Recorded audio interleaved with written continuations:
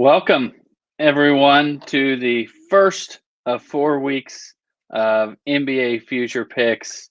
Justin Unken here with Grant. Typically, you see us on the golf show on Wednesdays, but we're here for some NBA over-unders and team previews. We're going to break down each team, kind of figure out where they sit in the landscape of the NBA, talk about the offseason they had and stuff like that, and go over their over-unders and make some picks here.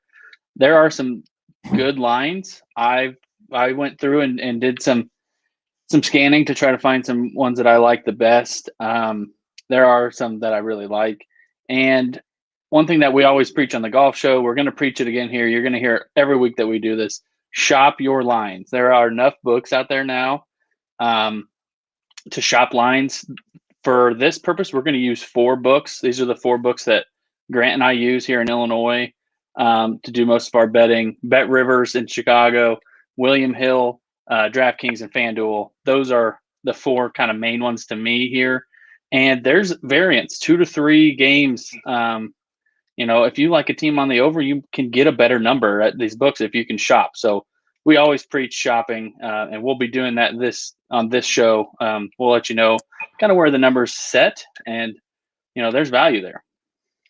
Yeah, the 3-game swings there's not that many of them, but it is nice to have it, because if it lines up with something that you feel is that you have a lean on, then it even pushes it almost to like a bet for if you're already leaning, it pushes it to the next bet. I like it, but we'll talk about it on each team just to make sure the numbers are pretty clear. Yep. We're just going to go ahead. We'll start breaking down. We're going to do 10 teams per week so that these shows aren't crazy long. These are going to be pretty in-depth team previews. We're going to try to really break them down, give everybody a pretty good idea of the team's outlook and what we think about them. Obviously, these are our opinions, but we watch a ton of basketball and bet on basketball every year. So we're going to go in alphabetical order. We're going to start with the Atlanta Hawks and end tonight with the Golden State Warriors. I went through and I kind of made my over-unders, and they did kind of break out like 50-50 roughly. Tonight, I have 5 and 5. So we'll see kind of what we think here. But we're going to start with the Atlanta Hawks. 41 and 31 last year. That one thing to remember, 72 game season last year, 82 game season this year. It helps to look at last season's record, especially for these teams that are kind of rolling it over. Kind of get a sense of, do you think they're better? Do you think they're worse? Right. What about the rest of the conference? Has it got better? Has it got worse? So, it's one thing to consider. The Hawks were 41 and 31, but they were 27 and 11 after they fired their head coach and hired and brought Nick McMillan, raised him from assistant coach to head coach. That's like a really good clip. That's like a 50-some win clip, 27 and 11. Now, that's after the All-Star break. They're playing some teams that maybe don't care or trying to tank a little, so that's a little bit skewed. But they definitely found something with Bogdanovic playing off of Trae Young and kind of leading that second unit. Bogdanovic was kind of hurt the first half of the year. They signed Bogdanovic and Gallo, and they had traded for Capella. Those 3 guys that came in last year, and it was kind of like, ooh, they have a lot of mouths to feed on the wing. How are they going to balance it out? By the end of the year, they had figured it out. They made the Eastern Conference Finals. They took down Philly in 7 games, and then took 2 games off the Bucks, and had a legit chance to go to the finals, I think, if things would have broke right for them. Trae Young, Bogdanovic, Hunter, Collins, Capella, that's what I predict will be their starting lineup this year. They have a really strong bench. Herter, Reddish, Gallinari, Okongwu, although he's out for a little while. He's got a foot injury. I think he's going to miss a few months. But they're pretty deep, and I think we saw at the end of last year how they fit the rotation to make it work. Yeah, when I was doing the previous year records, I did kind of like if you were around 500, I did like kind of a split, and then if you were over 500, I did like 7 and 3, depending on. And then if you're under 500, I kind of did 4 and 6, 3 and 7, that kind of stuff, just to give myself a ballpark of this. I think you and I are a little bit different on this team, but that's okay. 8th in offensive efficiency with Trae. It makes sense, right? You had Trae, you had Bogdanovic, who shot the ball really well towards pretty much almost the whole year when he was healthy. 19th in defense, which also makes sense for that exact same lineup, right? You got some shooters and not so many lock down defenders. Team. Capella was a little bit, who's better at the rim, so that was good. Easy to funnel everything down to him. But their additions and losses weren't that dramatic. We're going to see, a pretty similar team to last year. And I don't know if you, Tony Snell, DeLon Wright, Gorgie Jang, and Jalen Johnson is their draft pick coming in. From Duke. This team, it's all going to be about momentum, I think, especially coming in the beginning of the year. Like, is it in their mind that they're trying to continue what they did, or is it more of let's just be us and we know what we can do in the playoffs? Yeah, I think that Capella had an awesome season. Like, he was unbelievable. Led the league in rebounding. Was one of the better defensive centers in the league.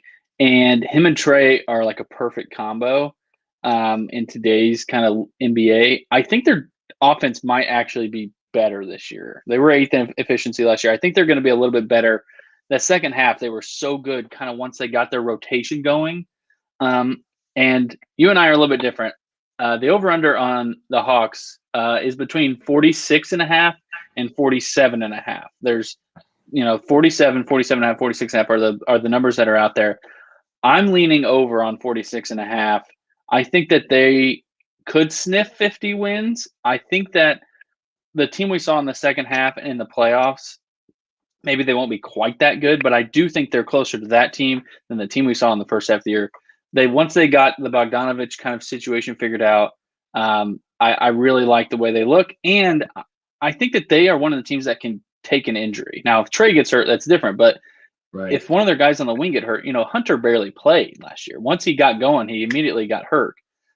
They're so deep, they can withstand injuries. They're probably going to have some. They have some injury-prone guys. But I lean over on 46.5. I think they are a really good team who knows what they're doing. And Nate McMillan teams are always really good in the regular season. Yeah, so I went the other way, and I went under, but I did the 47.5. So, it could be that we're both on the exact same number, right? And twist our fingers or whatever, they'll get the luck, and we got a 47 hit, which would be unbelievable. Right. Yeah.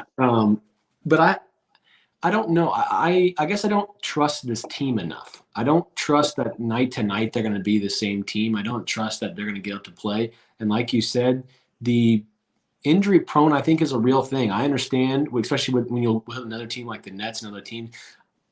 We've seen enough. You have to start factoring that guys are not going to be healthy all year. It never happens. No team goes healthy the entire year. Maybe the Toronto Raptors a couple of years ago, whenever they went on their crazy runs, they were always healthy. But I went under 47.5. I think that it'd be really, really close, but I was not comfortable enough picking over 46.5, so I took the game and a half above it. The East has gotten better. They're going to play in division. You play your in division teams 4 times, I think, right, in the NBA? At least, yeah. Yeah. So I think that competition mixed with just a little bit of the regular season ups and downs and how it is as a team, I don't feel comfortable with the over, and that automatically puts me at the under. Yeah, I think ultimately what pushed me over is I like their team. I like the way they played the end last year, and they're one of the teams that if they get an injury, it's not going to kill them. I'm going to talk about some teams later where it's just like one injury and the under's hitting. And I think this is one of those teams, barring like a Trey injury, I think that they can kind of withstand it a little bit better than other teams. Yeah, I think this is almost like props to the books. Like, this number is awesome. This number is it's a really good number. I mean, if they win 50, I mean, that's impressive to get close to 50 games, with this roster. But that's where we stand. Move on to the next team here. Yeah, the Boston Celtics, who, I've heard a lot of differing opinions on this team going into the next year. We got a new coach, 36-36 last year, so a 500 team. Puts that in like the bottom 40s if they were on par with a normal season. But their number is actually 47 all the way down to 45.5 on some books. So they're expected to be better than last year. It makes sense. They added Schroeder, they added Josh Richardson, who, hopefully would have a bounce back year for them. I'm a Miami fan, and he was awesome when he was with Miami, and then got put in a weird role with the Mavericks. Wasn't very good. Enes Kanter and Hernan Gomez. They brought back Smart. They moved their coaching to the front office and got a new coach with Udoka. They lost Kemba Walker. They lost Fournier here at the end of the year. He didn't play that many games, but he obviously helped their team. Their bench has gotten a lot better. Their rotation players and just kind of the guys that surround Tatum and Brown have gotten a lot better. That's going to help. I think this is a tough one. What are your thoughts on the Celtics? So when I originally kind of thought about them, I was like, I doubt they're going to be an over team for me because I had kind of heard that their number was in the 46, 47 range. And then when I started like breaking them down, I was like, all right, they went 500 last year with Kemba was not healthy most of the year. Tatum had COVID. Brown broke his wrist towards the end of the year, missed some games. Like they had a lot go wrong for them. And if they can just stay healthy this year, I think Schroeder is – I don't know that he's better than Kemba Walker, but he's more available and he's good. Like he helps you on offense and he's a better defender than Kemba, if nothing else because he's big. Like he's a lot taller. He's bigger than Kemba. Brown and Tatum are like all-NBA dudes. Like they're legit dudes. If you have two all-NBA caliber players on your team, like your floor is pretty good. What makes me nervous for them, and you know, you and I have seen this a lot in the playoffs at the end of games. Man, they can't score. They get really, really complacent. It stagnates. The last 3 minutes of close games is tough. Now, Tatum has bailed them out a bunch. He's so good at the end of these games. But it's a Tatum still, 1-on-5 at the end of the games for them. Yeah, they haven't figured it out. Now, maybe Udoka can kind of figure something out. Maybe he's got ideas for that. I like that they've got a new coach. Everybody seems to like this guy.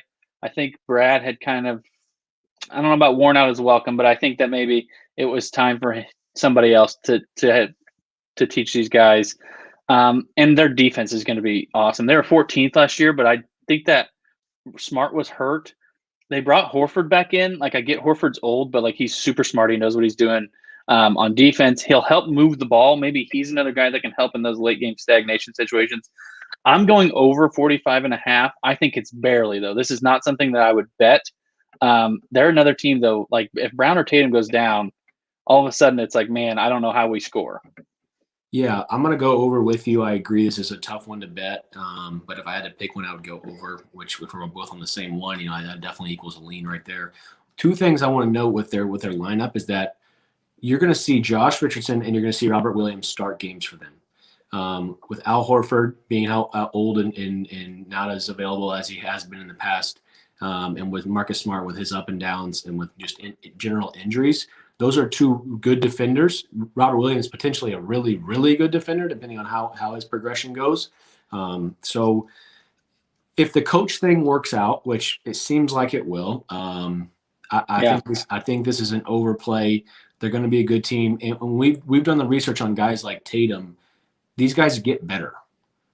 Guys like Tatum don't just plateau. That's just kind of how when you're that good in the NBA, you start to get better. You start to like the game starts slowing down. It has for him every single year. He starts to understand how to get more fouls, how to score more. He's going to be an All-NBA type player for a long, long time. With better role players and Tatum taking a step every single year, I think this is a pick going to be over. Yeah, I lean over like we said, and I don't think it's a strong one, but. This next team is one of my Grant and I are going to make 3 picks, our locks, a minimum of 3. Maybe if we have more, we'll throw them out. But each night out of the 10 teams, we're going to have 3 that we, that are our favorite of the 10. And this next team is one of mine. I believe it's also one of yours. The Brooklyn Nets. Their over-under is from 54.5 to 56.5, depending on where you find it. They went 48-24 last year. Irving missed a ton of games. Durant missed a ton of games. Harden kind of carried him in the regular season, and then he got hurt in the playoffs. To me, they're prohibitive favorites. I think that there's other good teams, but if those 3 guys are healthy, it's like I don't really know how you keep up. They were going to beat the Bucks. I would bet anything they were going to beat them if they were healthy. And then their bench is decent. Like Bruce Brown proved to be a really good player for them. The front court old guy trio that they've got with Griffin, Aldridge, and Paul Millsap, like one of them's probably going to be useful, and they can kind of mix them up and keep them healthy the best they can. They're smart. They're going to help on defense, if nothing else, because they're smart. Claxton proved to be a pretty good guy if those guys can't play. Like he's playable, particularly when you have those three players on the court. And then Patty Mills is big because that helps them. Like if Kyrie goes down, like they've got a guy who's like competent point guard, Right. and a guy who can come off the bench, play with Harden or play with Durant, make open threes, handle the ball, take a little pressure off of them. Plus, like I was talking about earlier, this is one of those teams that can withstand an injury. Like if one of those three guys goes down, I don't really know that it changes their outlook that much on a game-to-game basis. Now, playoffs, that's different, but like on a game-to-game, like are they going to beat the Hornets in January? Like if Harden is sitting, I think they can still beat them. So I'm going over. I have them pegged for 59 wins this year. If you look at in history at the NBA, one or two teams come close to 60 wins every year or over 60. They're over under at 54.5. I think you've got 3 or 4 games of room there, assuming at least 2 of these guys are healthy for most of the year. Yeah, I think this play is pretty easy because, and it is one of my locks also, which I think we'll both be on it, is that even if guys go out, you still have a chance. You're gonna be close to that number. You might not win it, but you'll be close. And if they are healthy, we'll beat it by 5 wins. Like it'll be easy win. Yeah. When you look, kind of step back and look more at a bigger picture of the NBA, when these guys team up, odds are they're going to win a championship, at least one. Yeah. They didn't win one last year. They have a full season coming in this year with opportunities to not only rest but be ready. If this is the year, they're going to go over. They're going to roll through the regular, not roll through, but they're going to beat a lot of teams night in, night out. And if James Harden isn't the guy who isn't the guy who's sitting, James Harden won a bunch of games on his own at Houston. Yes, it was a different system. He had D'Antoni. The team was set up for him to play on his own, but he knows how to do it. KD could honestly play like 1-on-5 and win a game by himself if he really wanted to. He's that right. They're loaded. Kyrie is always whatever, but he's not even the second best player in this team, which is just crazy. The fact that they have that much talent. Joe Harris is back. I mean, he's good. Getting rid of DeAndre Jordan is kind of funny because he was the guy who they needed all this data for him. Right. I like the over. I think that you're in play either way, and if you get their good play, you're gonna be counting money by the time. I mean, before the season's even over. Yeah, to me, this is the safest of my kind of like locks that we're going to talk about, just because they've got 3 awesome players and all they really need is 2. Right. Like we thought this team before they got Harden last year was like a potentially 60-win team. And now I just think they can kind of cruise to it, and then, playoffs, I'm looking at it right now. They're 2-1 to win the championship. I don't know that I would bet that at 2-1. I think that through the season, the line will kind of fluctuate. You may be able to get them at 250 at some point, depending on how their season's kind of going. So that's kind of what I would say on that. But yeah, I love their over. Mills is a good backup option for Kyrie if Kyrie's being wonky and does Kyrie definitely. Definitely. He's a good option. He was playing in the Olympics this year. He's still fine. Like he's not washed up or anything like that. He has championship pedigree. We've seen him for years, playing in all those playoff games with the Spurs. I like this team, and I think Durant has something to prove. Harden has something to prove. If these guys don't win, it's going to be kind of a look in the mirror moment, for these 3. So I think that's a big thing. All these guys, like, they've got things to prove. Like I think Harden would like to win another MVP. And I think that, honestly, he's one of my, like, sneaky guys to win the MVP award because how good he was the second half of the year with them. Like, he was kind of running their offense. Durant was scoring a lot of the points, but Harden was, like, triple-double every game, and it was pretty clear that he was the one dictating their offense. And he was, like, getting some sleeper MVP buzz till he, like, pulled his hammy at the end of the year, and then he's going to have a full year with them. Like, these guys want to prove something. So I think that's a big thing for them.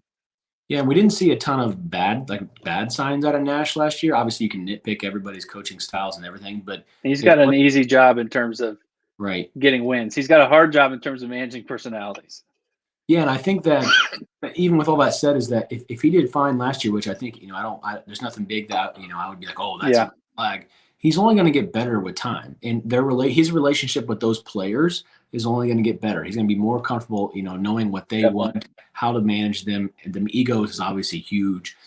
So I think this is going to be a big season for them. 50, what is it? What's the low number? 54? 54 and a half. 54 on William Hill. Yeah, they're going to be at 50 wins, no doubt. So that's just like, just pile on some of the end, you'll be fine.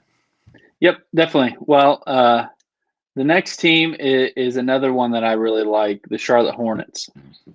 Yeah, we got the Hornets. They were 10th in the East last year, 11th overall pick with James Bouknight, a guy who we bet on to go over 6.5 in the draft and want some money. Yeah, so that was a nice one for us. 33 and 49 last year, so you're looking at roughly 33 and 39. That was a mistype by me. 33 and 39. Oh, okay. Yeah. So you're looking at you're right. You're looking at low 30s last year or upper 30s last year. So if you would have added some games on there, 23rd on offensive efficiency, 19th in defensive efficiency. They weren't that great. Lonzo Ball was obviously kind of the star of the show for their team as far as why they were watching them. They're kind of a league pass favorite. I've always liked, betting on the Hornets because I think they've been better actually for the last couple of years than they kind of get credit for. Kelly Oubre was a piece that they just added who's going to be an impactful player for them. Kai Jones is the freak center that they drafted. I'm not really sure of his progression, but he's athletic enough to play in the league. Like we said, he can at least score. So hopefully when he gets in there, he'll be able to provide some offense. They did lose Devontae Graham. Devontae Graham's a good player, really, really good shooter. But I think with the progression of Lonzo and some other players that they have LaMelo. What'd I say? Lonzo? Lonzo. Oh, sorry, LaMelo. Then I don't think that they're going to miss much with there. Same with Malik Monk, right? He's been a guy who just kind of been dead in the water for a while. He needed a new environment. That's fine. Move on. The Hayward injury. What do we know about that? Is he injured? I didn't know he was currently injured. But I mean, he was. But I don't. I think he's good to go. He should be fine. This is my second lock of the night. I'm not going to delay that. They're over 36 and a half. They won 33 last year with LaMelo as a rookie. I think that I am a LaMelo believer. I think he kind of bucks the ball trend of being kind of people don't really like him. His teammates seem to really like him. They should. He's an unbelievable talent. He gets people the ball. He doesn't really care about scoring, but he's got really good size. He's going to improve on defense at least a little bit this year. And I think that in year 2, he's ready to take a legit jump. He got enough playing time last year. I mean, he forced them into making them start because he was so good. And to me, Hayward is the perfect guy to play with LaMelo because he can take some of the ball handling ability, capabilities away and score also if he needs to just score. He seemed to have a really good connection with Miles Bridges. That's just a dunk fest with those two. PJ Washington had a pretty good season. I think Mason Plumlee, who they got, is an upgrade over Cody Zeller. That's not saying much. Cody Zeller sucks. But I think Bouknight will help a little bit just because they probably need a little bench punch. He kind of fills the Devontae Graham role in a sense. He's probably not going to be quite as good as Devontae Graham, but he'll help. I just like this team. Borrego's a good coach. He seems to always inch a few more wins out of this team every year. They were 19th in defensive efficiency, playing Devontae Graham and LaMelo Ball, the rookie, quite a few minutes. So I'm not saying they'll be better, but I think they're kind of a mid-pack defensive team. They're not going to get killed most nights. And they were 23rd in offensive efficiency last year. That's going to get. I think that number is going to go up. LaMelo gets a full offseason to go with the team. He gets to start from day one. It's his show, and I believe in LaMelo. So I think that 38 to 39 wins is definitely a possibility. I think I've got them pegged for 39 and 43. I think that I just like the makeup of their team. Ball, Rozier, Hayward fit awesome because Rozier can just kind of score off of LaMelo and Hayward can bounce back and forth between handling the ball, running offense, and scoring. Yeah, I thought the 38.5 number was really tough when I was looking at because that was the first one I saw at DraftKings. Yeah. And then we found the William Hill number at 36. That's where I'm going to go over with you also. Another lock of mine because I think that number is I think the 38 is where it should be. 36 is like you're giving me 2 free games on a team that I think that should be competing at the 38 number. So I'm going to go right there with you. Terry Rozier. Let me give you some stats, Justin, from last year. He was super last year. 20 points a game, 8.3 3-pointers attempted on 39% three-point shooting. If he can make threes and you have Lonzo getting better, their offense is 100% going to keep getting better. It's going to be better than whatever it was. 23rd in the league that's just terrible. You hope that Hayward can stay healthy. If he does, that's obviously a plus right there. And then Kelly Oubre. Kelly Oubre is not the greatest player ever, but he's at least tall. He's athletic. He knows how to play with other good players. He played with the Warriors and all them. And plus, he's a good transition player. Oubre, LaMelo wants to play in transition to some degree. Oubre's a good transition player. I think that's where Oubre kind of makes a lot of sense for them. Yeah, Bridges and Washington, 2 guys who could easily get better. I'm not saying they necessarily will, but they definitely have the makeup for guys who could take jumps. Washington can make threes, which I also like. I question Bouknight's role on this team. I'm not sure where he fits in behind Rozier. I'm not really sure what he gives you out. He kind of gives you the same thing, just like the light version of Terry Rozier, but we'll see that. And that's fine. He doesn't need to come in and really impact that much. I like this over from the 36 number. I think they'll be competing in that right under the 40 range. Yeah, I just like to make over their team. I'm a believer in LaMelo. I think he's going to be the captain of a pretty good offense most seasons. The next team is another team that has drawn a lot of attention this offseason. They made a ton of moves. That is the Chicago Bulls, our home state team. Now, neither of us are really Bulls fans necessarily, but they made some of the biggest moves this offseason. Their over-under sits between 41.5 and 42.5. They added Lonzo Ball, Alex Caruso, DeMar DeRozan. Those were 3 big-time pickups for them. They got Troy Brown Jr. during the year last year, Derek Jones Jr. here in the Markkanen trade. I think that I'm not the biggest believer in this team. I've never been a Levine fan. I know he was awesome last year, unequivocally. He was really efficient. He became way more efficient on offense, but he's one of the worst defenders in the league. And then they got Vucevic in the midseason trade, and then we're just not better. I know that Levine got COVID, but even the games that he played, they weren't really better.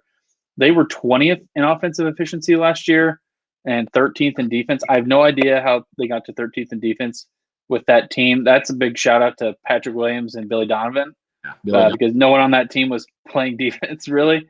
So I think I like Lonzo. I think he makes sense for this team to kind of not run the show, but be a ball mover, get Vucevic good looks, get Levine good looks. The DeMar DeRozan piece, my speculation is that they're going to let Levine walk if he wants a humongous deal, and DeMar's kind of the replacement for that, for them to stay relevant. I'm not saying Levine's definitely better than DeMar at this point. DeMar's had a couple really good seasons where he was kind of in the Levine role of being pretty inefficient as a scorer, not necessarily dictating outcomes of games. But the last 2 seasons with the Spurs, he's been pretty good. He's getting 6 or 8 assists a game. I don't really get the roles on this team. That would be my thing. Is you've got Lonzo, Levine, DeMar, and Vucevic. How does that offense look? What does it look like to you? Yeah, the only kind of answer I have for that is Billy Donovan. He's proven that he can do that in the league. He had an unbelievable season with OKC and then decided that Oklahoma City was not a fun town to live in. Shocker. And came over to the Chicago Bulls for a little job security with a new GM. This is such a hard one because I'm so close to so many Bulls fans, and so you hear all this stuff about it. And a lot of Bulls fans aren't even optimistic; they're kind of pessimistic, which is interesting because they've watched this time and time again. Especially, but Levine was the guy last year, and it gives them hope. It kind of gives the idea that if you're going to have a guy that good, he shouldn't get worse. I wouldn't expect him to get worse. He's pretty young, and he obviously is. I mean, the Team USA thing should help a little bit on his perspective on how he should handle himself and be kind of the next level type of guy. The piece for me, especially defensively, is Pat Williams. Is he going to be is he going to be the starting forward night in, night out, holding his own, guarding, good players on the wing and down low if he has to? being that guy defensively for them. I think he could bring this team together. I think that kind of helps your role question as far as defensively they're going to kind of play around him, and then offensively they'll play through Levine. Lonzo, he was playing a backseat to Zion, but at the same time he was like playing pretty well. He was making threes. He shot so much better. Yeah. He was making threes. His passing ability is unbelievable. We can all see that. If they can get out and run, they have one of the best transition wings in the NBA in Zach Levine. He can literally jump 45 feet in the air and run 100 miles an hour. He's amazing and on the break. I'm going to go over the 42 or the 41 and a half at Bet Rivers. I don't love this bet, actually, if you're going to place money on it. I don't even know. I think you might have to wait and just kind of see. But I would go over. Another piece is that I'm a Miami fan, so I watched Derrick Jones Jr. play like a million games. Non-factor. He's really, really long, and he misses a lot of threes. So if you're a Portland fan, you obviously learned that last year. So he's gonna, maybe have a role if some guys get injured for next year. But I got a question for you. Where does Kobe White fit on this roster? He's the bench guard that you hope doesn't shoot you out of games. I mean, they picked him so high that kind of sucks that he's fallen in that role. But he's proven that he doesn't help you win. Yeah. He just hasn't helped them win any games. They were 22-43 last year. 22-43. That's bad. Yeah, that's horrible. That's really bad. I think I'm gonna lean over as well, but there's no way in hell I'm betting this. I don't get how they fit on offense. I think DeMar and Levine are kind of the same. Levine is what DeMar was 5 years ago. I think he's more efficient. He's a better three-point shooter, obviously, than what DeMar was. But they're both kind of slashing guys who don't give you much in the passing category or in the defensive category. Vucevic is slow. I mean, you just talked about them getting out in transition, but he's not running in transition. I kind of feel bad for Pat Williams. He showed some stuff last year on offense, even. He's got some game. He's got some pull-up game. He ain't touching the ball. But that's what I'm saying. He's not going to get to show anything this year. It's going to be stand in the corner, run the floor, play defense. So hopefully he's okay with that. But I think this is a good number. I have them slated for 43 and 39. That's a slide over. But if this team goes the other way and they trade Levine because they don't want to pay him, that's definitely a possibility. Yeah, Caruso should help a little bit for defense. He should help on defense for them, I think. For defense, if that becomes a major issue, which it definitely could, he should help in there. Stanley Johnson's also added to the team, but yeah, he's going to be a non-factor as far as how they're going to win. I honestly don't. I could go the other way. You could convince me to go. I could too. 42 number. The one thing I put it here in my notes is that they have an actual point guard. If you watched Bulls games last year, it was can we find Kobe White is such can we find show. One guy who knows how to run an offense? Can we find one guy who just can slow things down and make good decisions? Right. Lonzo isn't the most proven point guard of all time. That's more of who am I trying to think of? I'm thinking of a Goran Dragic type player, right? Where he just knows how to think the game. But he's way more of a point guard and knows how to run an offense than Kobe White. Kobe White can hopefully maybe they can play him together if Lonzo can make threes. I guess maybe can. But I think having a point guard is going to transform the team and kind of put them in that mid 40s run because they're at 22 wins. That's half of what this number is. That's a big jump. They're going to win 25 more games than last year, basically 24 more games. That's a huge jump. I think I could go either way. I'm going to stay away, but if I had to pick one, I would go barely over. I'll lean over just because the amount of talent Vucevic, Levine, and DeMar and Lonzo are none of them are A-listers. That's a lot of talent on a team, particularly when you start comparing it to the bottom of the East. They're significantly more talented than these teams, but that's a stay away for me. Yeah, I'm a coach guy too. I believe in good coaches. I think that He's a good coach. I think I'm a Donovan guy. Yeah, impact winning. I think I really do. So if you have a good coach and you have guys who at least can buy in, which I think hopefully Levine will, and he'll try to be the guy for this team for many years. Hopefully, I mean, if he doesn't, then I don't know what the hell the Bulls have in their future. But good coach, loaded talent. If they can figure it out, it's over. Over, not over for the league. It's over the numbers. One thing quickly. Is there a chance that Zach Levine, Kobe White, or Zach Levine and Pat Will for Ben Simmons happens if things go south for the Bulls? Or Zach Levine and picks. I don't know if the Bulls would do Levine and Pat Williams for Ben, but yeah, I think the 76ers would really, really be interested in Zach Levine on their team. That's what I'm saying. It kind of makes sense on them. The Bulls obviously aren't in that mode at the moment, but I'm not sure it makes sense for the Bulls. Do you think Ben Simmons is better than Zach Levine? I don't really know if they're that. I don't know. I think that Ben Simmons, depending on the team, Ben Simmons could make more sense for your team. I don't really think this is Zach Levine has the worst record of any player in NBA history. The worst, absolute worst. He's last. He's never had a winning season. Yes, it's 100% true. Of somebody who's played like whatever the minimum number of games is, he has the worst record ever. I get that he's played on shit teams, but he's been the catalyst of shit teams. So until he proves that he dictates outcome, I'm kind of out. Yeah, I wonder, but should he have been a catalyst for a team?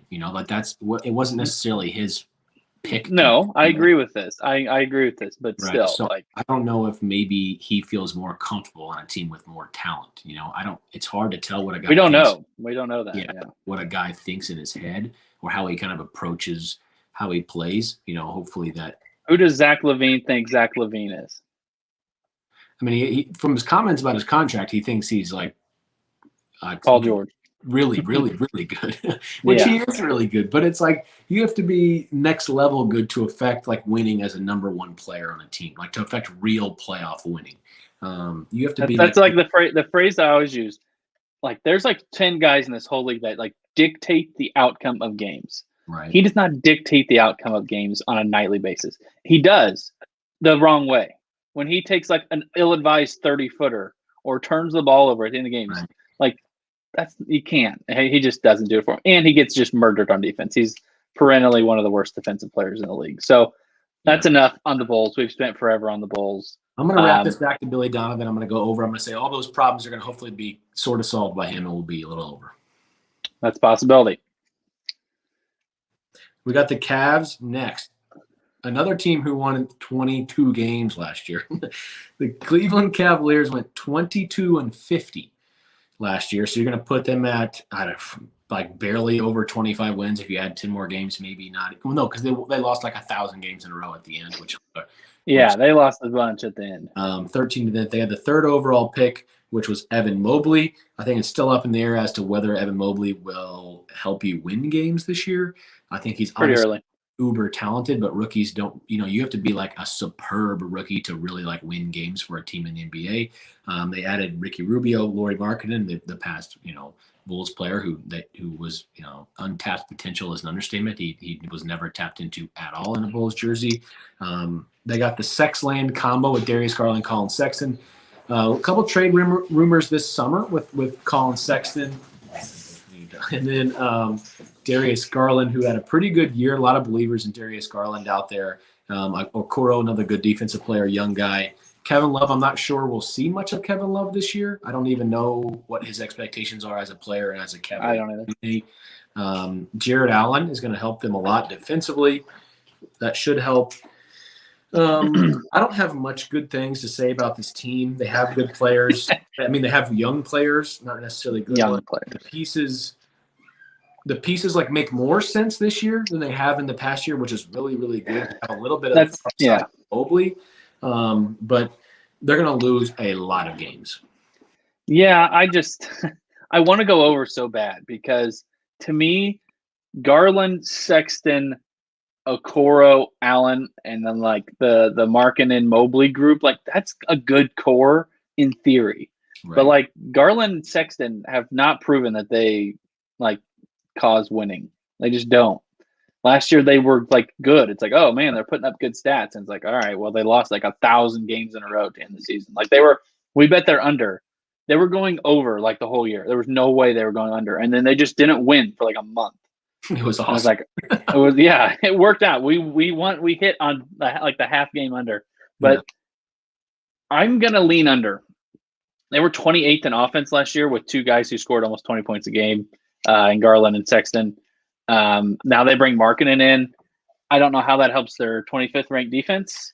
Obviously, Jared Allen being there for the whole year, I think will help their defense to a degree. He'll clean up some of the stuff at the back end. He's a good rebounder. $100 million for Jared Allen is kind of a lot. For any center, in my opinion, that's kind of a lot unless you're talking one of the elite guys. Their bench to me has the potential to be okay. Like, assuming Love plays, you're talking Mobley, Markkanen, Cedi Osman, and Rubio off the bench. That's not terrible. Dean Wade proved to be like a playable player at some point, but I don't know how they win games. I think Sexton's traded by the end of the year because unless they get off to some crazy good start, I don't see how they don't look to trade him instead of paying him a bunch of money when they're already paying Jared Allen. Garland proved that he's probably a little bit better or at least a little bit more reliable than Sexton. I don't know what they look for, though. Like, what are you trying to get out of Colin Sexton? Like, when you're trying to trade him, like, what position, what type player archetype are you looking for? I'd be looking for, like, a Cam Reddish guy, like an unproven wing who, like, maybe could shoot and hopefully be better. Yeah. I think there's two guys in this projected starting lineup, Sexton and Love, who both will not be on the team. Yeah, I assume they said they're not buying, or Love's not agreeing to a buyout, but I don't think he plays. If I'm being honest, I really don't think so. It doesn't really make sense for him to play. They don't really have any incentive to win. That might be part of this is that if they don't have Sexton and they trade for a young piece, they're going to want another high lottery pick coming into the year to pair with Garland and Mobley. So it only makes sense for them to like lose. Not that they're going to lose on purpose. I don't think that is like a big problem. I don't think that teams necessarily lose on purpose. But if you're not purposely winning, what are you doing? So and if Love's not playing, you have Lowry. So I don't know. Are you a Lowry believer? What do you think his impact is as a starter? He hasn't proven that he can be healthy enough to like stick around. I like him. I think he needs the right team with him. And maybe Jared Allen is the right kind of guy to pair with him because then Lowry can play on the perimeter and not, kind of mix and match things. Also, I love Okoro. If Okoro was like 10% better, I would be worried about going under because he tries so hard. He makes winning plays the whole game. Like, that dude is clutch. He gets steals. He plays good defense. Yeah. He basically is just screwed. It's like every night it's like, hey, we have two guards who don't play any defense and a power forward who doesn't play any defense. You're in charge. Just stick your arms out and pray to God. Good luck. You got to guard Durant tonight. Good luck. You got to guard Jimmy Butler tonight. It's like every night he's just getting screwed. Now, he can't shoot as good as you would want. That's kind of his deal. But he tries really hard, and he's a winning type of player. Lowry, I don't know. He hasn't shown us enough. And, maybe he plays 50 games. Like, that would be that would be a decent amount of games for him. Yeah, we haven't seen any progression from him as far as like scoring. In defense, obviously, it's nothing. So it's like what and he has. I know he's been injured. He had a weird situation with the Bulls. Didn't play that much. He had the health. He just a lot of bad things were around with him in that with his kind of situation there. But like, can he play from the elbow? Can you give him the ball in like the elbow area and can he produce? Is he doing anything other than catching and shooting threes? And if he can, that's great. But I don't believe that's going to happen like throughout the whole year, right? That might be something we start next year and go, oh, Lauri Markkanen's actually maybe could be decent, right? That's kind of a next year thing. Mobley, I think we're going to compare Mobley's season through like a James Wiseman season last year, but a little bit better. Well, hopefully. He's going to have more opportunity because that team's going to suck. Right. So he's going to play more and he's going to have more opportunity. But I think it's going to be more of like a flashes thing. Like, right, you might see him on your Twitter or you might see him on the SportsCenter top 10. But it's not like Evan Mobley was crazy efficient and, blocked down defender, but got a block to end the game to win. Right? You're not going to see many of those types of things. So I get it that they have like an actual roster now, which is great, but the roster does not equal winning. We say this stuff about Darius Garland, right? He's proven he's gotten a little better. He's the farthest thing from proven. He hasn't proven anything. He just gotten a little better. That's it. Yeah. So they're not going to get much for Sexton if he deals. If anything, they're going to get a worse player who's just younger, or not worse, but just a worse player. Or picks, or Who pick, knows? which is even worse. So, I don't really see it. I also don't really want to bet this, but if I had to bet it, I would go under the 27 number and just hope they end up in the 25 range. Under 27.5 is where I kind of lean with them. I don't know that I want to bet it just because if Mobley does have an impact, and we see some more progression from Garland and Markkanen is healthy, like they've got some players. So I would still lean under because that seems not that likely, but it's a good number by the book in my opinion. If you have League Pass and you watch these teams night in and night out, like Seti, he's going to be playing. Seti's going to be playing all the time for this team. Dean Wade played a bunch. So it's these, it's hard when you have a roster so thin and you have guys who really, aren't, for sure NBA starters. The injuries happen, the rotations get weird. You plug in guys who aren't very good. It just doesn't equal winning in the NBA, especially when you're going up against, good teams who are trying to win, every single night and night out. I don't really see it. I'm not going over, so I would stick with under the 27 number at Bet Rivers or FanDuel. Yeah. Well, the next team is another team that I think is getting quite a bit of chatter this offseason. That is the Dallas Mavericks. Their over-under sits at 47.5 or 48.5, depending on your book. They were 42-30 last year. They lost to the Clippers in round one, and they just got Kawhi. Kawhi just kind of took over. I mean, Luka gave it his all. They had a chance to win that series with basically no one helping Luka. They were much better in the second half of last year. They had a bunch of COVID at the first half. They were kind of scuttling along. Then they went on a pretty good run. They had the fifth best record in the league after the All-Star break. 47.5, 48.5 is a very tough number for me. Luka is we're different amazing, right? Yes. Luka is amazing to me, and I'm leaning under only because if Luka goes down for 2 weeks, they're going to lose all those games. They're losing them all because he runs the whole show, and Porzingis has proven that he can't stay healthy. He just can't. He was good in the bubble. Great. He was good for 15 games in the bubble, really good. Luka's obviously unbelievable. I just don't know that this team's getting sniffing 50 wins when their starting lineup includes Dorian Finney-Smith, Maxi Kleber, and Porzingis, who's a shell of what we thought. I like Brunson. I like Bullock off the bench. I think he could start. Proven.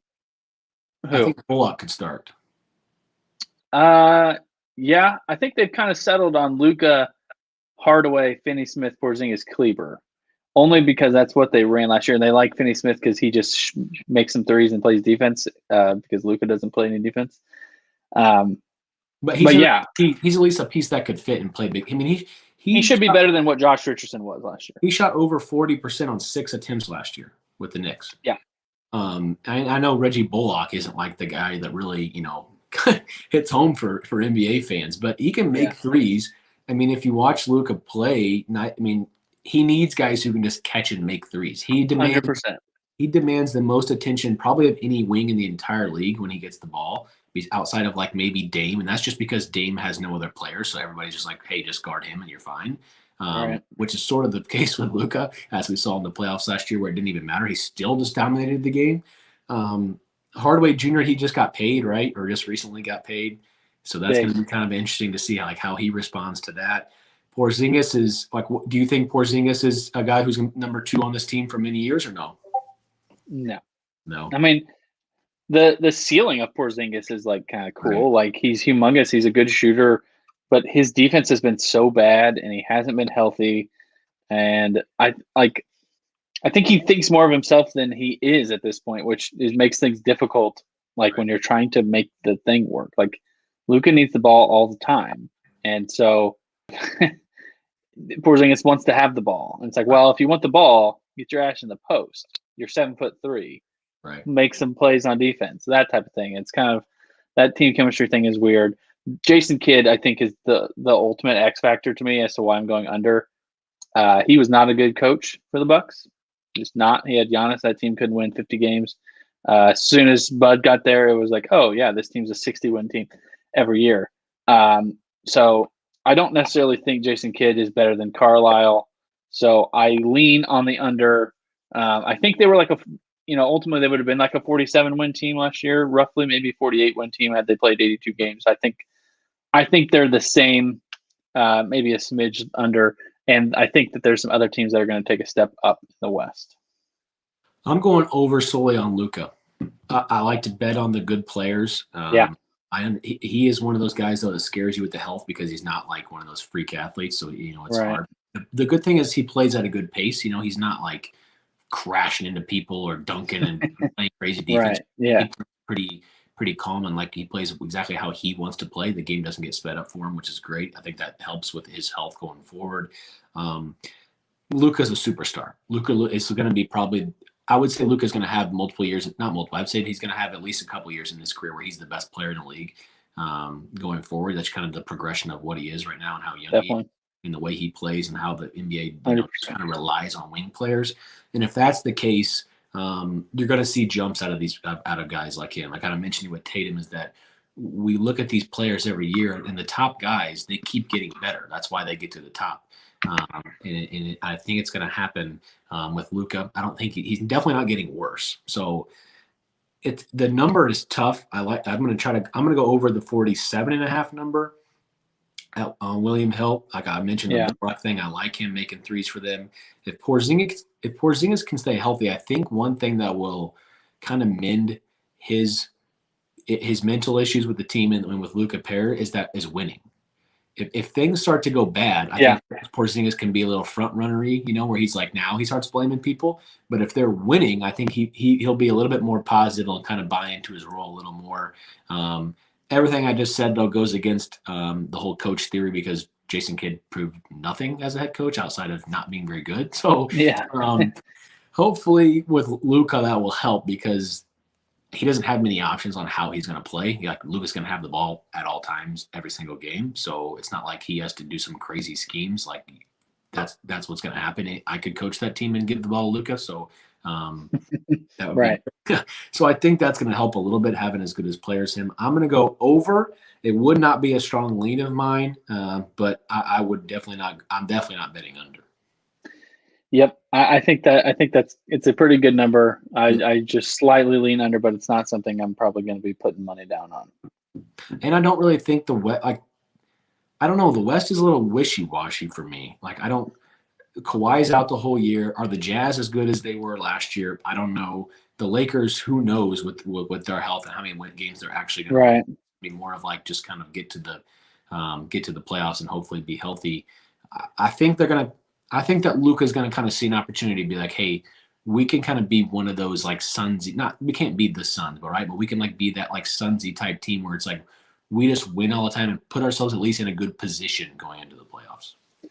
Yep, definitely. The next team is the Denver Nuggets, team that I think had a chance to win the title last year if Jamal Murray doesn't get injured. Yeah. Jokic was MVP.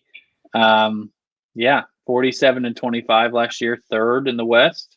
This is really hard with the Murray injury. This is really hard. We don't have a lot of information. We know that he got hurt in like April.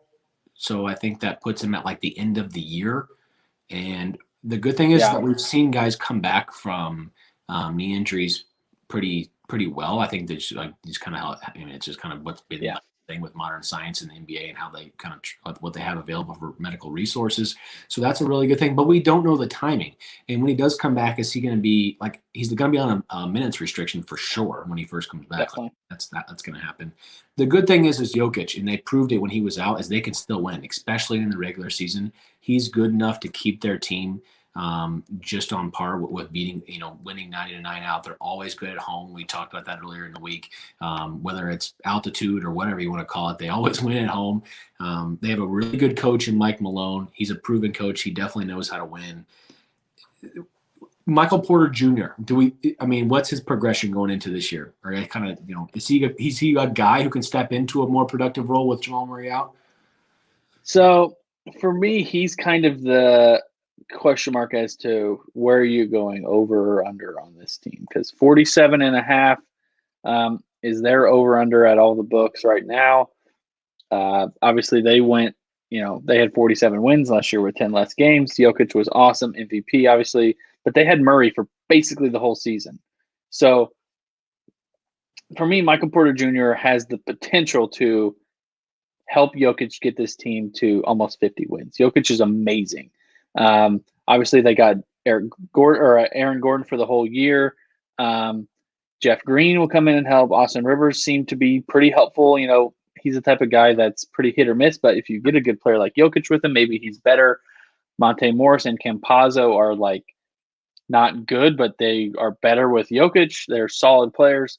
But Michael Porter Jr. needs to score. I honestly think that he could average 24 to 25 points a game for this team. And if he kind of doesn't, if he's at 18 or 19, I think they're in trouble. He's going to have to get better on defense for them to win a lot of games. He took some steps last year, right. Legit took some steps. He knew what the hell was going on, which was a big jump for him. So if he can take another step, right. He's going to have to hope that Will Barton is healthy to help, lighten the load on defense on the wing. And a guy like Jeff Green is not, the greatest defender ever, but he at least gives more bodies out there that you can throw at people. Right. And Michael Porter Jr. off of, the super wings players. I think this number is, I don't know. I really don't know. It's 47.5 across the board on every single book that we looked at. The number makes sense. I think with the injury, no, I'm going to flip. I'm going over. I just flipped. Jokic was the MVP. Jokic just, I don't know. This one is tough. I honestly. I'm going under. I think that their margin for error is so small. If Porter misses some games, if Jokic misses any games, they're screwed. Murray carries them on offense. I don't know. They were 7th in offense, 14th in defense. I think that they'll be about the same in defense next year, middle of the pack, depending on what Aaron Gordon can bring them. But their offense is going to be worse. It just is. Jamal Murray, Jokic pick and roll is a pretty good portion of how they score points. And if they're a team that can't take injuries. If Aaron Gordon or Michael Porter Jr. goes down for an extended period of time, they're screwed because Murray's not coming back. I don't think he plays more than maybe the last 5 or 10 games of the season, to try to ramp him up for the playoffs type of deal. I'm going to lean under only that. I think they could go over, certainly, if Porter Jr. is good and Jokic is healthy. They're all healthy. I'm going to lean under. I think at some point they'll probably take an injury that hurts them. Yeah, Monte Morris. Monte Morris. Monte Morris has been awesome for them. It's just a matter of what's he like when he starts every night? What's it like whenever he has a little bit more of an offensive gets picked on defense? That's the problem. Right, role on the team. Same thing with Dozier. I don't know. This is a hard one. I would lean over, but I honestly can't decide. Yeah, it's tough. Jokic is so good. It's hard to bet an under on a Jokic-led team, but their second best player is by far is not going to play any games. So I'm going to lean under, not necessarily one that I'm going to bet either. That's one of the things. We're doing all these teams, but we don't recommend betting every single one. There's certain, pick your spots, find your edge against the book. This isn't one of those spots where I'm going in heavy on the Nuggets. I think if Jokic has another MVP type season, they're probably going to win 50 games. But I don't think they have no margin for error injury wise. So that's why I'm going to lean under. This would almost be better if we added games and included Murray. That would be easier for me to make a decision to up the number and include Murray season. But yeah, there's so many questions. Even betting the over, right? You're going to be probably pretty close, and at the end, you just kind of hope that they go on some run to try to get healthy into the playoffs. Mike Malone's hey, we got to figure out our team going into the end of the season, so we need to start winning these games night in and night out. They go on a kind of a run. I would go over. Yeah, I don't really blame there. It's hard to bet against Jokic, but next team I got picked the number 1 pick in the draft this year. This is another one of my locks, and I think we're opposite. So a lock on my part, and you're on the opposite. So this will be an interesting discussion from us. The Detroit Pistons, 15th in the Eastern Conference last year. There's only 15 teams in the conference. They got the first overall pick in Cade. They added Kelly Olynyk to play hopefully a shooter's role for them, or even fill some minutes as just a competent NBA player on the roster, because they don't have a lot of competent NBA players on the team. They won 20 games and lost 52 games last year. Their number can get as low as 23.5 and as high as 26.5. So this is a 3-game swing. This is one of those where like we're on the other side, but like we're gonna play way different numbers. Right. So this is a 3-game swing. This is what I like. I like the low number because I'm going to pick over. This is going to be one of my locks. I think Cade's good. I think Cade is going to impact winning in year one. Cade, Killian, Sadiq Bey was not bad. He can make threes, and he's a decent. He's good. Yeah, he's not the best player ever, but like he's competent. Jeremy Grant. Jeremy, yeah, it's like he's weird though. So I don't know what to think about him. He averaged 25 a game or something like that last year. Yeah, a lot. He'll have definitely a lesser role with the ball out of his hands and the ball more in Cade's hand this year. Isaiah Stewart, active, plays really hard, which is really nice. Diallo, Lyles, Olynyk, Corey Joseph, all those types of guys. They have Luka Garza. This is where I'm going to win my bet. This is where you're going to win your bet. On the bench. Killian Hayes in year 2 is interesting because he's going to get the ball less, and I'm not sure if that's. And he missed a bunch of season with the hip injury, so. Yeah, that might have been strategic, but. Well, some of it, yeah. Their bench is horrible. Their team is horrible. But 23 wins is so small. That's such a low number. I'm going to go over the 23. I'm guessing you're going to jump over to the 26, which makes sense. We could win both of those bets. We could win both of them pretty comfortably. But I think Cade impacts winning. I think 23 is just absurdly low for an NBA team. I'm going to take the over. I like Cade. I do think he impacts winning. He's the type of guy who kind of has his hands in everything on offense. For me, though, it's like that team is horrific. Yeah. They are horrific. I like Beef Stew, but like Beef Stew's 6'8". Like he's short.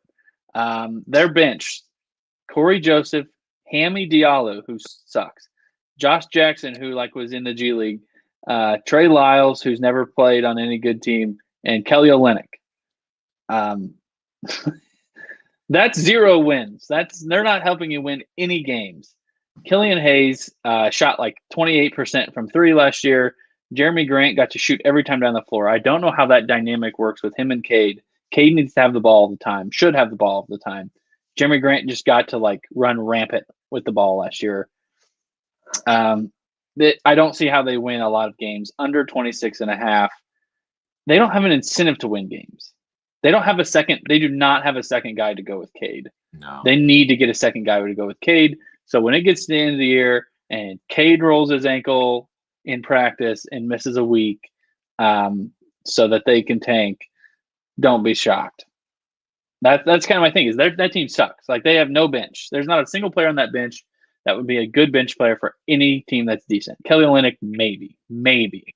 But I don't think they're good. I just think they're horrible. 26.5 is a pretty good number. They won 20 games last year, and I think that might have been a bit fluky. They were 16th in defense somehow. I have absolutely no idea how. I guess that's Dwayne Casey. I kind of feel bad for Dwayne Casey. He got fired. The team won the championship that he left the next year, and he got to go coach this shit Pistons team. But I'm going to lean under. It's not a lot for me, but I might bet it. Yeah, it's hard to this isn't normally my style of over-unders, is take these bad teams. We usually try to just take the bad teams and go under. It's kind of like the whole bet the Chiefs every weekend, and you'll eventually win at the end of the year. Yeah. So Jeremy Grant plays hard. I think he wants to win, which Same with Beef Stew. Yeah, they're gonna be out there competing, which will help me. NBA teams fall into wins all the time. That's what happens. Teams don't just like lose every game. Besides good teams will sit their players against them and try to just steal wins with the bench sometimes. So that's luck. I don't know how they won 20 games. That's the kind of the thing. I think they should have won like 7. I should have went and looked back. I didn't do this. Maybe I'll update you. Is like if you win Rookie of the Year, do you hit your over under on wins? Like if Cade's going to win Rookie of the Year, can he also win? Can he win Rookie of the Year but then win like 19 or 20 games? I think it just depends on your class of rookies. I mean, if the Cavs are like somehow really good and Mobley's awesome, like that's going to make it tough if the Pistons like suck. I think if there's no good options on winning teams, then I think it doesn't matter. Yeah, hopefully Killian can like find a role with Cade. I think he should be able to. I don't know why he wouldn't. I mean, unless he like really gets butthurt about taking the ball out of his hands. But Cade's going to have the ball. Cade is the best decision maker they're going to have on their team in years. So I think that helps them. 23.5. That's such a low number. I'm going to go over. Yeah. I get it, definitely. One more team tonight. The Golden State Warriors. This is a team that a lot of people have differing opinions on based on what you think Klay Thompson will be like, especially coming out of the jump, right? Because they're going to have to win some games to beat this number. The number could get as high as 49.5 and as low as 47.5 on BetRivers and FanDuel. We both, I believe, are under on this. 39 games won last year, 33 games lost, so they would be roughly like a low 40s team if we would have played 10 more games. They were 9th in the Western Conference. They lost in the play-in game. Their defense was actually pretty good last year, which was interesting. Steph, Klay, you're going to have Wiggins, Green, Kevon Looney, Jordan Poole is going to play for them. Iguodala, Kuminga, I'm not sure, I guess he's going to play, but I'm not sure if he's like going to be. They'll try him, I'm sure. Yeah. Right. They're definitely going to try him. Wiseman will probably get a lot more minutes this year unless he gets moved. I don't really know what their plan is, but if Klay Thompson is healthy, they're going to have to make a move. This could be maybe like a Kevin Love-esque team, depending on, not like if they can get him for nothing. I don't really know what his. Yeah, it'd be a nothing thing. Yeah. Right. It'd have to be for nothing. I don't really know what his situation is going to be like, but 49.5 is 10 more games than they won last year. What do you think about Klay? Do you think he's playing well ready to go? Well, we saw a report this week at a Warriors camp that Klay is participating in activities, but that I don't think he's going to be ready for the start of the season. Right. I think we see him the season starts like the middle of October. I think it's sometime right before beginning of November. Like he misses like half a month. But Klay's coming off an Achilles and an ACL tear. So it's like, what can you expect from that guy? I don't think we're getting Klay Thompson, the defensive stud who can just run balls to the wall. His game depends so much on movement and, quick moves, coming off the screens, rising up real quick.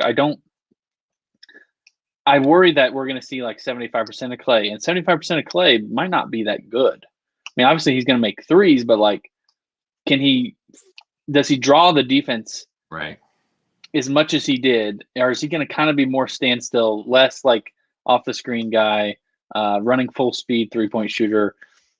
This is my third lock of the night. I'm going under 49.5. I just don't see this as a 50-win team. I love the Warriors. I love to watch them. Steph's amazing. Draymond's so smart, but if Steph rolls an ankle, like they're screwed. Like they're not gonna be able to score. They only won 39 games last year, and Steph was like unbelievable. They managed fifth in defense somehow. I think that's a pretty good credit to Steve Kerr and Wiggins and Green. Wiggins showed that he has some defensive potential in there. He guarded pretty well on the ball. Draymond's obviously a genius defender. Wiseman, they basically said like Christmas with the meniscus tear. They just said that he's like barely having any on-court activity at this point. So like at least going to be, I would assume, closer to Thanksgiving. Kuminga is like, who knows what the hell you're getting from him. Like some nights it might look kind of cool, but I don't think he's going to help you win games. Jordan Poole and Iguodala, that bench just, I don't really know what you're getting from the bench. JTA, obviously, he was helpful last year, but like, I'm not sure that's a 50-win team. I do think they're a pretty good team. I think they're middle of the pack in the West, 46, 47 games, but I don't think they're getting a 50. So under 49.5, and it's one of my 3 locks. Yeah, there's too many questions for me to go over. 50 wins is a lot. I mean, that's consistently winning, week in and week out in the NBA. 49.5 is, I think, a little bit too high. I think 47 is much more of a reasonable number for this team. I still almost think I would go under that, honestly. But I'm going to go with you. I'm going to go under. I'm going to bet it. It's not one of my locks, but I'm going to add it to my card for the season. With guys filling roles on this team, Moses Moody, Iguodala, who wasn't very – I watched a lot of Miami games last year. Not good. Yeah, not good. Kuminga, who have literally no idea what he's going to do. Wiseman is going to be not even playing in the beginning of the season. Yeah. Wiggins has never been a guy who can score, have a big role on a team. He's proven that. The one thing I'd be worried about is if Steph says I'm going to go win MVP. That's the one thing I'm going to be slightly worried about in winning. I'm not really I think he could win MVP, though, and still not, like, go bonkers with the winning because he could average, like, 30-something a game. Yeah. I don't really understand how they were so good on defense last year. I guess that's like a Steve Kerr thing. Steve Kerr, Draymond. Yeah, I don't know. So I don't see it. I think they're going to be fine. If you can get Clay really, really healthy, I think that's all they're going to be worried about. And as long as they can stay in that mid-40s range, they'll be fine. They know with Clay and Steph at nearly 100%, both of them, that they have a chance to beat anybody in the league. So I don't think that getting to 50 is a benchmark for this team at all. I think it's way more about health. It's way more about either helping the young players or finding a young player destination to return a good player. 50 wins is too much. I'm going under with you. Yeah, I think I have them pegged for 5th in the West at 47 and 35. I think there's a few teams that are going to win 50 games in this conference or threaten to win it. I just don't see how there's going to be 4 or 5. With them and the Mavs and Suns, Jazz, Lakers, all those teams are predicted to be better than them. I think they're all going to be better than them. I have less questions about all those other teams. Like I said earlier, if Steph rolls an ankle, man, I really don't know how they handle that. And their whole goal should be hey, let's get everybody healthy for the playoffs. Let's win enough games where we're a 5 or 6 seed, maybe a 4 seed even, and get these guys to the playoffs because the winning pedigree of that team, the ceiling of Steph, Clay, and Draymond with Kerr, and maybe they find a couple good bench guys. That's a championship. If things break right team. So I don't think they're going to care about winning a ton of games in the regular season ultimately. So under 49.5, I think that's a good number. That's one of the better numbers. Yeah, and we haven't seen much stuff about what they're going to do as far because the Beal stuff has kind of been shut down. I mean, obviously, they're not getting Beal. You don't obviously, whatever happens to the trade deadline, I don't know, but it doesn't seem like he's going to be leaving, and that's a humongous price. Beal is unbelievable. So yeah, I don't see that happening. I guess you could maybe say they're a player for Ben Simmons if they get kind of desperate. I don't really know what that deal is going to look like, but they don't really have any players to give back to the 76ers to then help the 76ers. Maybe if they add another team, I don't know. That seems pretty complicated to think on to make their team that much better. There's too many young guys playing real minutes. There's too many guys who are unproven, or even the opposite, old guys like Iguodala. Iguodala is I know he might get some magic juju back from playing in that, with that organization, but I don't see it. He's not a regular season guy. He never has been. So Jordan Poole, we ever watch Jordan Poole when he plays? He doesn't win games for you, right? He can keep you in games, but ultimately doesn't really win the game for you. So with Steph, he could play amazing. He was amazing last year. He is amazing. He's a legendary player, but he's not a guy where it's he's automatic 50 wins. That's not going to happen with this roster. I'm going under with you, and I think that's a good place for us to be done tonight. Yeah. I think that's kind of where we came down. This has been the first 10 teams of our trek through the NBA over unders. My locks, just to reiterate tonight, Brooklyn Nets over 54.5. Charlotte Hornets over 36.5, and then the Golden State Warriors under 49.5. Grant's locks were same on Nets and Hornets, and then he took the over on the Pistons at 23.5 wins. We'll be back next Thursday, 7:30.